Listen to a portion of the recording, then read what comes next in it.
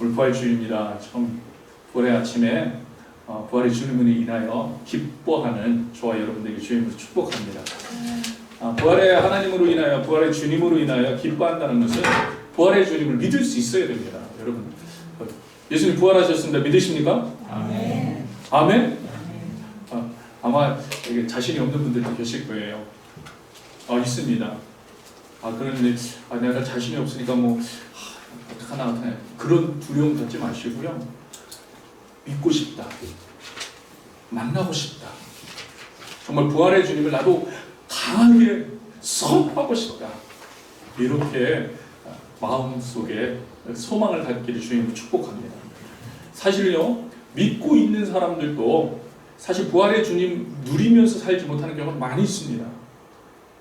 여러분, 교회에서 특별히 우리 신앙을 가질 때 예수님을 믿는다고 할 때 정말 부활의 주님을 믿어야 되는 것, 이거는요 안 믿어도 되고 믿어도 되고 이런 그런 게 아니에요. 이게 기본입니다. 이게 시작입니다. 이게 신앙생활의 시작입니다. 너무 중요합니다. 그런데요, 이제 안타까운 소식들을 듣게 됩니다. 제가요, 그게 맞는 통계인지 모르겠어요. 맞는 통계인지를 모르겠는데 어느 통계를 보니까 기독교 교인들 가운데, 성도들 가운데 예수님의 부활을 믿는다는 사람이 60%에 불과하다는 거예요. 60%에. 세 사람 가운데 한 사람 못 믿는 거죠. 세 사람 중에 한 사람은 믿지 못하는 교인이라는 겁니다. 그래서 저도 이 데이터를 보면서 고민을 해봤어요. 근데 그럴 것 같아요. 그럴 수 있을 것 같아요. 여러분, 제가 다시 한번 말씀드리는데 그래도 된다는 게 아니에요. 우리는 분명히 믿어야 되는데 그럴 것 같다는 거예요. 왜요? 여러분, 부활이라는 것도 믿어지는 이야기입니까? 여러분, 그냥 우리 상식적으로 믿어지는 이야기입니까? 아니잖아요. 믿지 못할 이야기입니다. 죽은 사람이 다시 살아났다는 거예요. 여러분, 죽은 사람이 다시 살아났다는 얘기 주위에서 들어본 적 있습니까? 아니, 보신 적 있습니까? 이 사실을 믿는다는 것이 어떻게 우리가 지금 손바닥을 이렇게 뒤집듯이 그 쉬운 일이겠습니까? 아니라는 거예요. 여러분, 사실 예수님과 동시대를 살았다. 아니, 예수님을 따라다녔던 제자들도 예수님의 부활을 믿지 못했어요. 예수님을 따라다니는, 예수님의 기적과 이적과 표적과 행함을 다 옆에서 본 그 제자들도 믿지 못했다는 거예요. 여러분, 이거 놀라운 얘기예요. 믿지 못했는데 나중에 얘기했지만 그 제자들이 나중에 믿었어요. 그것은요, 실제함의 역사적인 반증이라는 거예요. 왜냐면 제자들 똑같기에 처음에 믿지 못했어요. 보통 사람들처럼 믿지 못했어요. 근데 그들은 믿게 됐어요. 여러분, 이거는요, 한 사람이 그렇게 변한다는 것은요, 부활의 주님을 확실히 만났다. 어쨌거나 제자들도 믿지 못했다는 거예요. 예수님을 3년 동안 따라다니면서 그 놀라운 기적과 이적을 다 본 제자들. 여러분, 마가복음 16장 10절에서 11절을 보세요. 같이 읽겠습니다. 마리아가 가서 예수와 함께 하던 사람들이 슬퍼하며 울고 있는 중에 이 일을 알리며, 예수님이 부활했다는 걸 알렸다는 거예요. 그들은 예수께서 살아나셨다는 것과 마리아에게 보이셨다는 것을 뭐라고요? 듣고도 믿지 아니하니라. 성경 분명히 말합니다. 성경 거짓이 없어요. 꾸며내지 않았어요. 그대로 기록합니다. 제자들이 믿지 않았어요. 예수님이 살아났다는 걸 믿지 않았어요. 왜? 그들의 생각과 이성으로 그들이 생각하는 데는 부활은 있을 수 없기 때문에 전혀 믿지 못합니다. 심지어는요, 마태복음 28장 16절에서 17절을 한번 보세요. 마태복음 28장 16절에서 17절 같이 읽겠습니다. 11 제자가 갈릴리에 가서 예수께서 지시하신 산에 이르러 간 거예요. 그 다음에 예수를 배웠고 뭐 했어요? 경배합니다. 경배하나 아직도 의심하는 사람입니다. 아직도 의심하는 거예요. 본 거예요. 부활하신 주님 본 거예요. 경배하고 있는데 아직 부활이 가능해? 환상을 보는 건가? 아니 꿈을 꾸는 건가? 아직도. 지금 제자들이요 부활하신 주님을 보고 있는데 아직도 의심하는 사람. 여러분 그렇습니다. 예수님의 부활 이 사실을 믿는다는 것은 정말 어려운 일들이에요. 정말 어려운 일이에요. 보고도 믿을 수 없는 것이 부활입니다. 우리의 상식과 우리의 이성을 초월하기 때문입니다. 사실 부활을 믿는다는 그 자체가 기적인 거예요. 여러분 아까 아멘 하신 분들 기적인 거예요. 기적. 아멘 하신 분. 기적을 만난 거예요. 이미 기적을 체험한 거예요. 이미 기적이신 예수 그리스도 부활하신 예수님을 만난 거예요. 기적이에요. 그게 사실 그게 기적이에요. 우리 성경에 보면요. 예수님의 부활의 전조에 해당되는 여러 가지 사건들이 나옵니다. 그 중에 여러분 잘 알고 있는 얘기, 죽은 나사로의 이야기 여러분 잘 알고 있습니다. 요한복음 11장에 나오고 있는 이야기인데요. 나사로가 죽었습니다. 그래서 무덤에 묻혔어요. 무덤에 묻혔어요. 죽어가지고. 근데 나흘이나 지나갔어요. 그런데 예수님께서 죽은 지, 그래서 무덤에 묻힌 지 나흘이나 된 나사로를 살리시는 이야기가 요한복음 11장에 나와요. 명백히 죽었습니다. 며칠 동안이나 무덤 속에 있었습니다. 그런 나사로를 살리십니다. 그것도 그 나사로를 살리는데 어떻게 하면 나사로야 나오너라.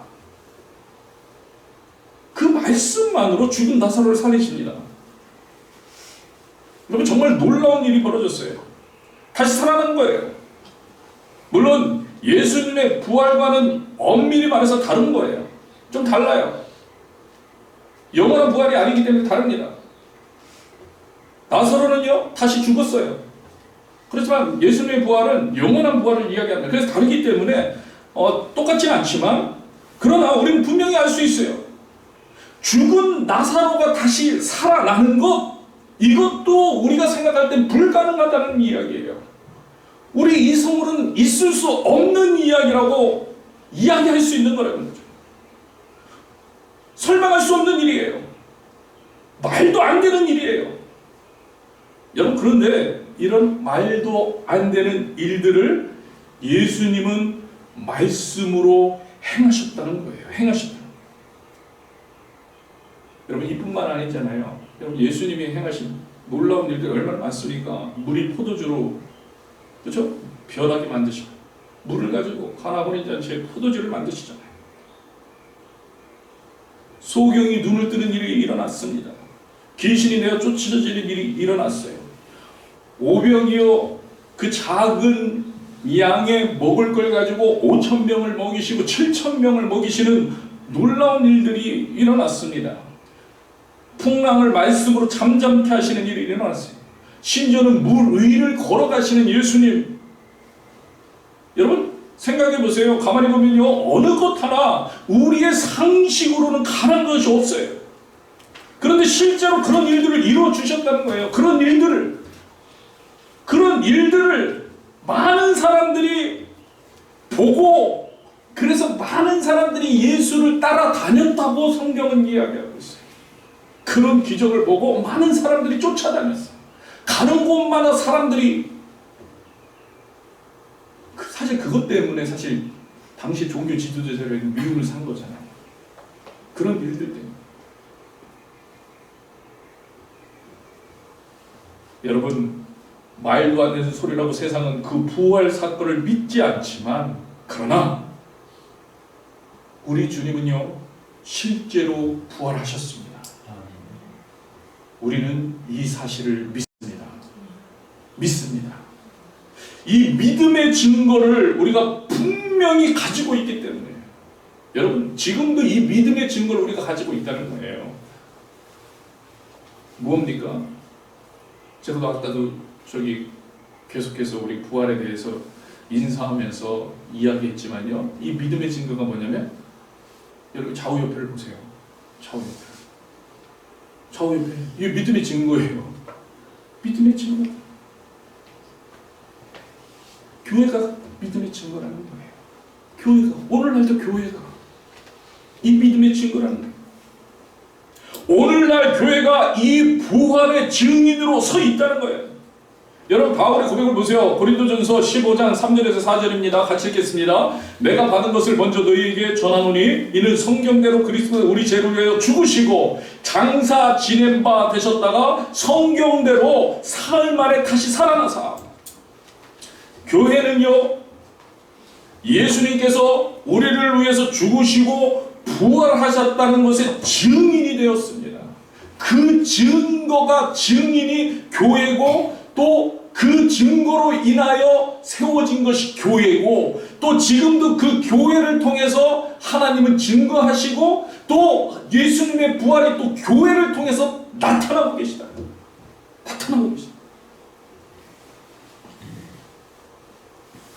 바울을 생각해 보세요. 여러분, 바울 한 사람을, 예수를 믿는 사람, 핍박하던 사람 아닙니까? 여러분 잘 알고 있죠. 잡아서 옥에 가두던 사람이에요. 근데 그거 180도 바뀝니다. 교회를 세우는 사람이 돼요. 여러분, 왜 그게 가능해요? 뭔가 그 안에 작용되는 바뀌는 역사가 있었다는 거예요. 뭡니까? 부활의 주님을 만났어요.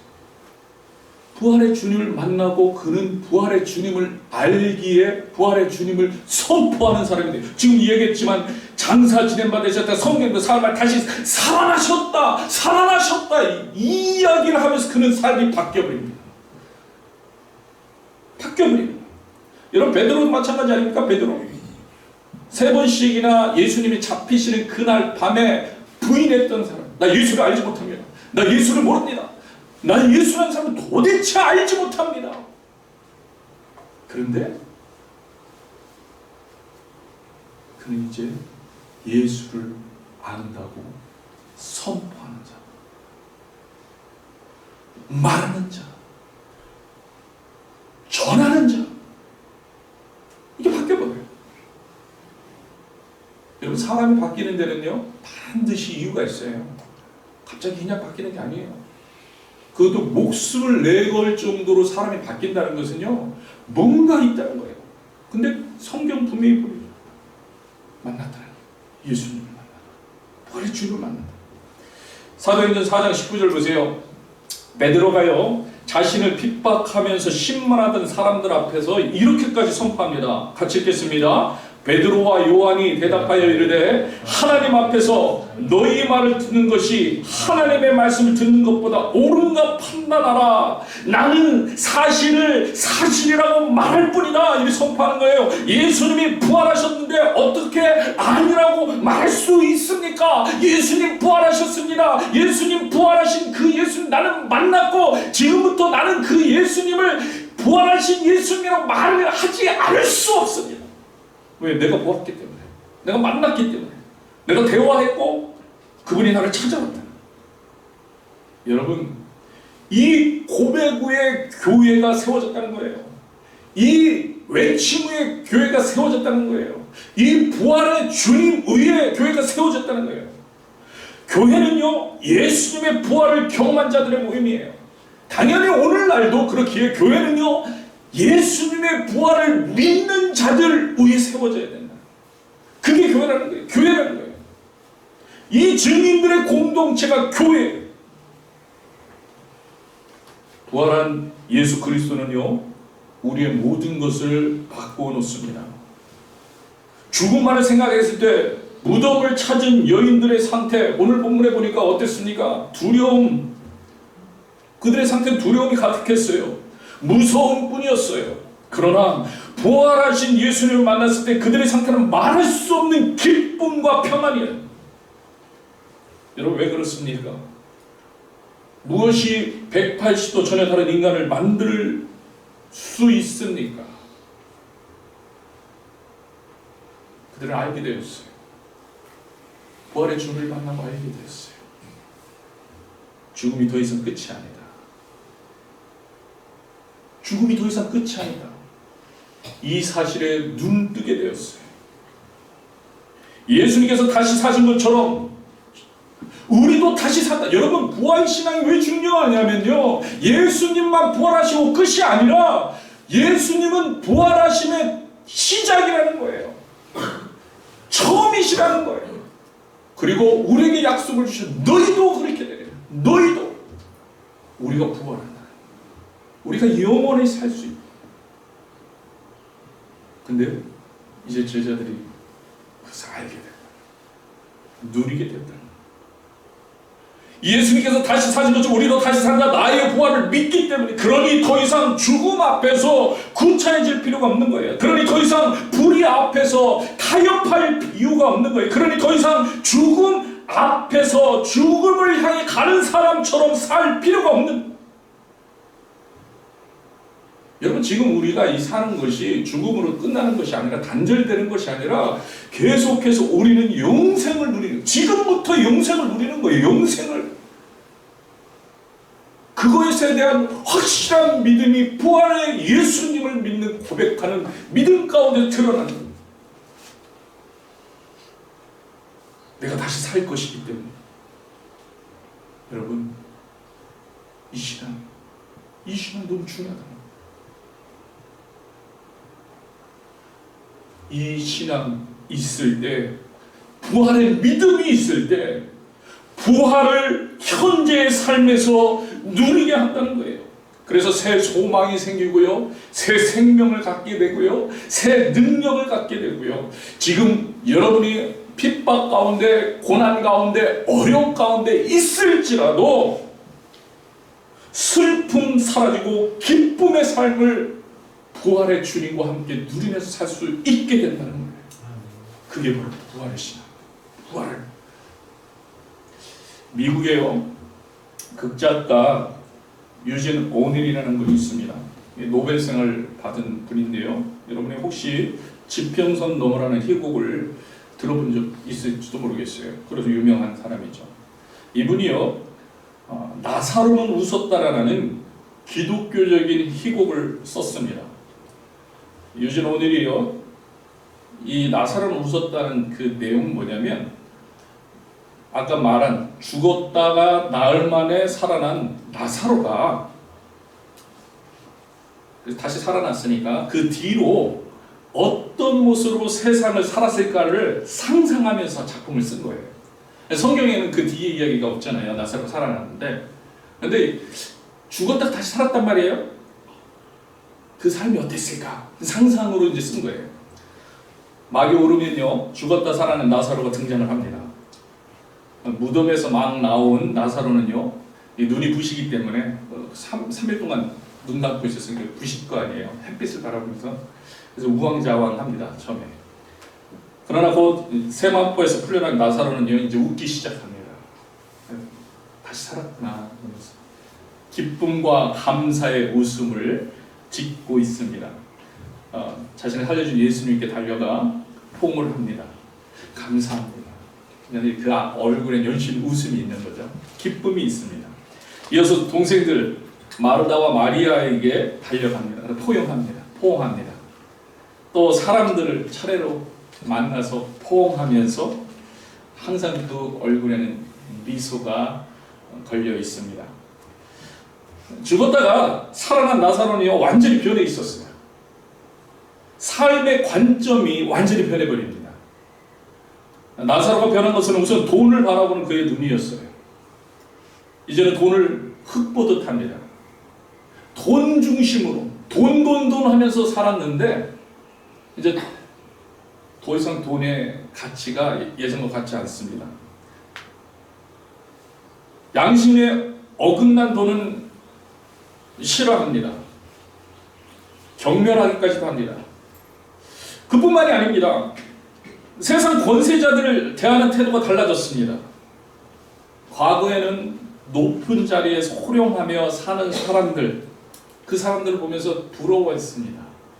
나도 저런 사람이었으면, 나도 저런 권세를 가지고 있었으면, 나도 저런 명예가 있었으면, 나도 땡땡거리며 살 수 있었으면.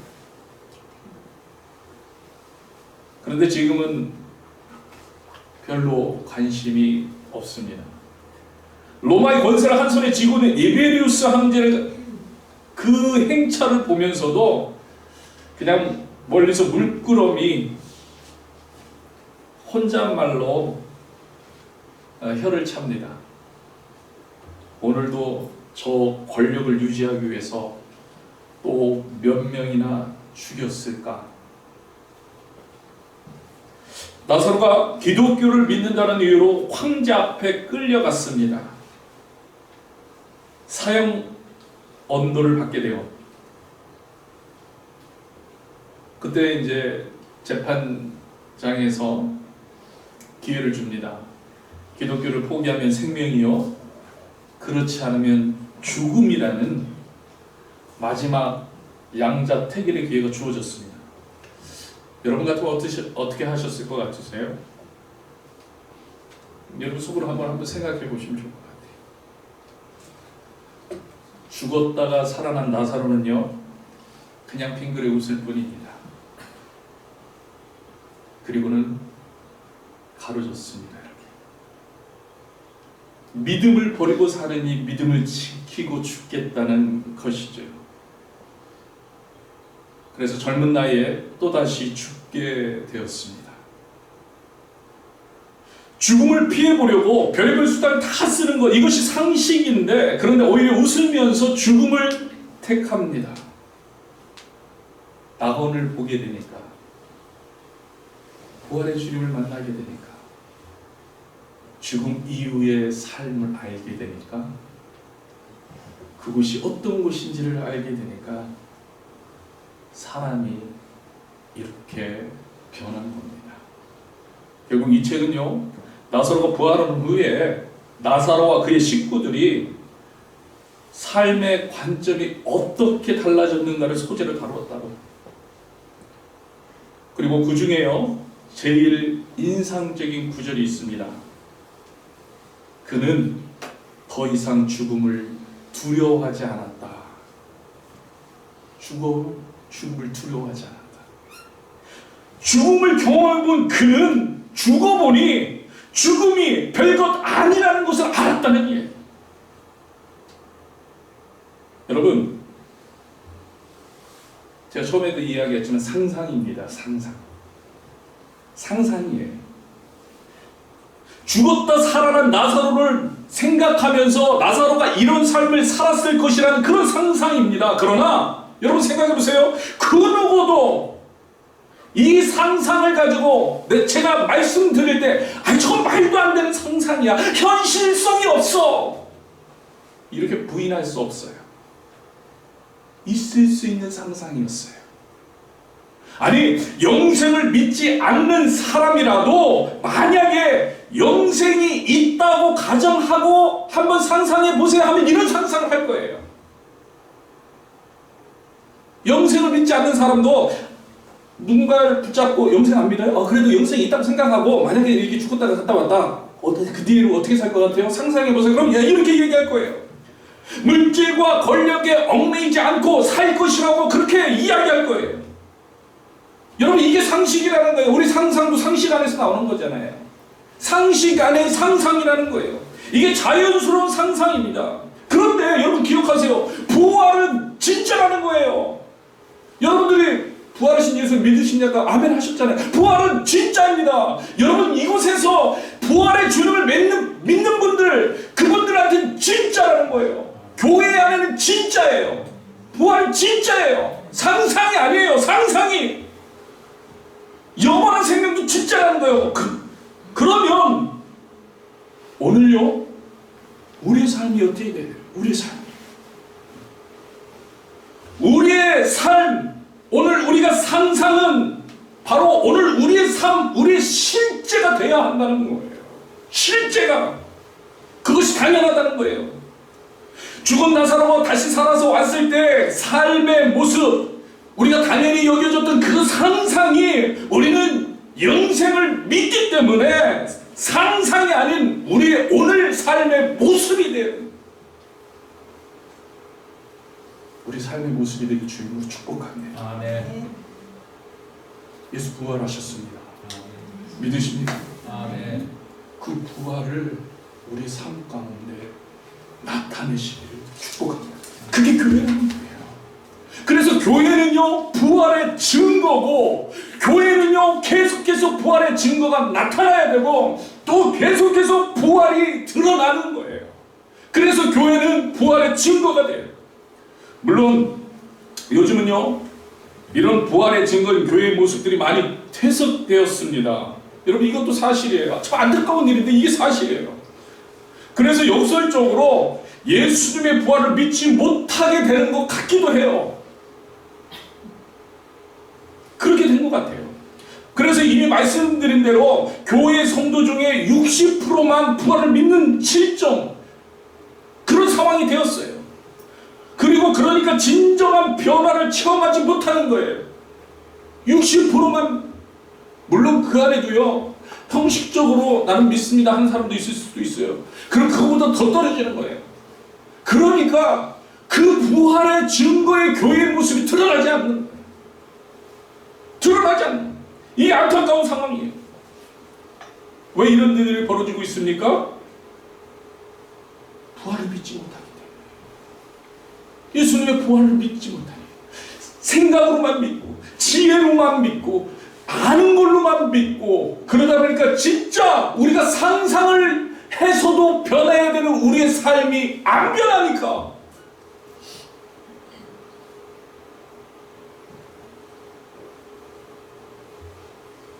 왜 믿지 못합니까? 그러면 왜 믿지 못해요? 왜 믿지 못합니까? 왜 부활의 주님을 믿지 못할까요? 제가 계속 말씀드리지만요, 사람의 힘으로는 절대로 믿을 수 없는 것이 예수님의 부활이에요. 사람의 힘으로는 못 믿어요. 이미 말씀드렸듯이요, 제자들도 믿지 못했어요. 여러분, 이것을 우리가 인정해야 돼요. 여러분, 인정하시기 바랍니다. 우리의 힘으로는 믿을 수 있는 게 아니에요. 믿는 사람들, 지금 믿는다고 고백하는 아멘 하시는 기적이라는 기적. 우리의 힘으로는 못 믿어요. 근데 그것을 인정해야 되는데 인정하지 않으니까 어떻게 돼요? 자꾸 내가 믿어보려고 하는 거예요. 내가 어떻게든 믿어보려고 찾아보자. 내가 이성적으로 만들어보자. 내 머리로 믿어보자. 그러니까 내 이성으로 믿으려고 하니까, 내 상식으로, 내 힘으로 믿으려고 하니까 자꾸 이상한 것들만.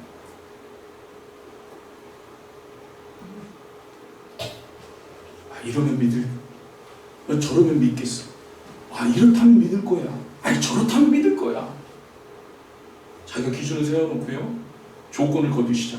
내가 이렇다면 믿을 거야. 내가 이런 모습을 보면 믿을 거야. 내가 병이 나오면 믿을 거야. 내가 기적을 보면 믿을 거야. 심지어는요, 예수님이 십자가에 못 박히던 그때 목을 박던 사람들이 뭐라고 얘기합니까? 예수님을 향해서, 예수, 너가 거기 십자가에서 내려오면 내가 너 믿을게. 그 사람들 그래요. 십자가에서 내려오라는 거예요. 그럼 믿겠다는 거예요. 그럼 내가 믿을 수 있다. 절대로 예수님은 안 내려오실 건데. 왜요? 안 내려오는 게 하나님의 뜻인데, 우리는 반대의 조건들 다 덕지덕지 붙여놓고, 내가 내려오면 믿을게, 내가 이렇게 되면 믿을게, 저렇게 되면 믿을게. 이미 우리에게 십자가에 모든 피를 내어주셨다는 그 팩트를 성경에서 말하고 계신데, 보여주고 계신데, 이미 알려주고 계신데,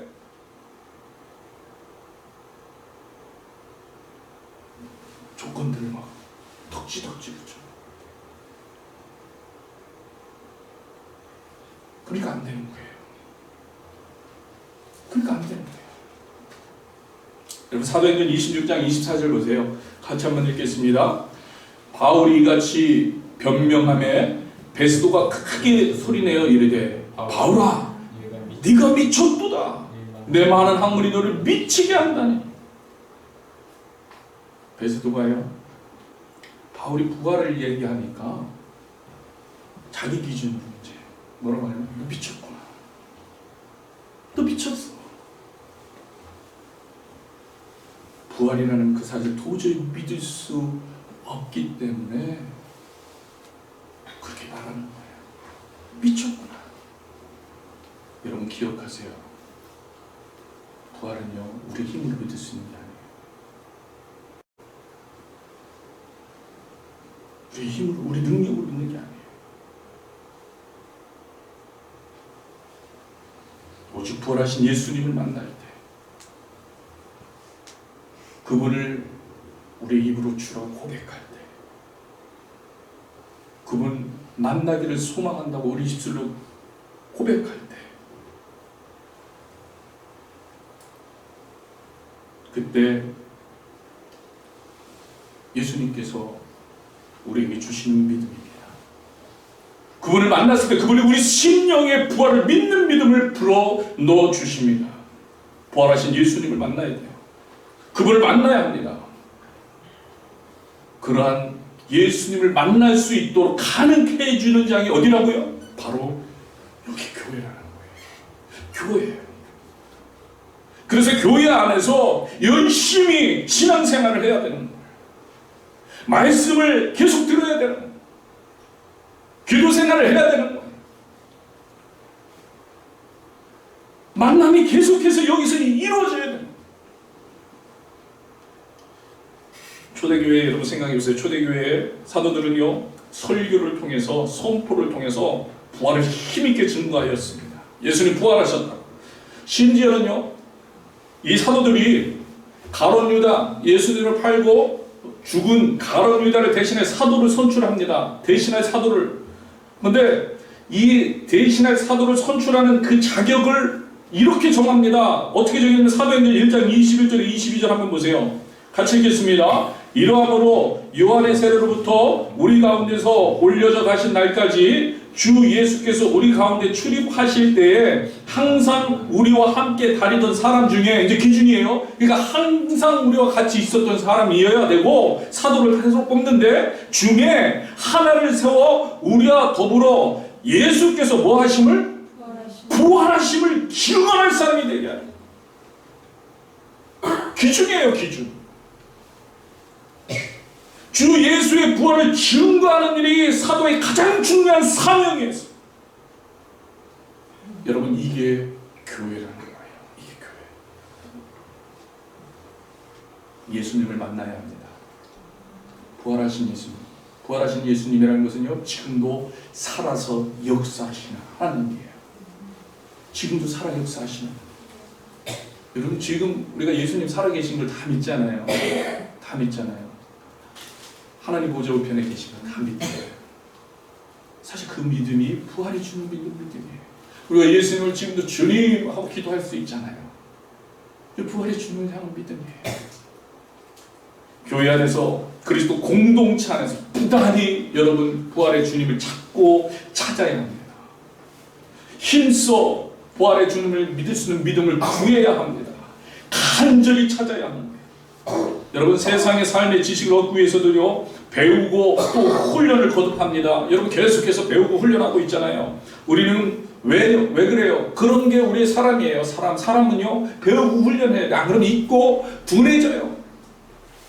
그렇기 때문에요 주님 앞에서도 우리 신앙을 지키기 위해서 배우고 훈련하고 배우고 또 훈련하고 예수님을 더 찾고 또 만나기를 사모해요. 이런 부활의 주님, 진짜 부활의 주님을 만나는 저와 여러분 되길 주님으로 축복합니다. 이 시간에 같이 찬양하겠습니다.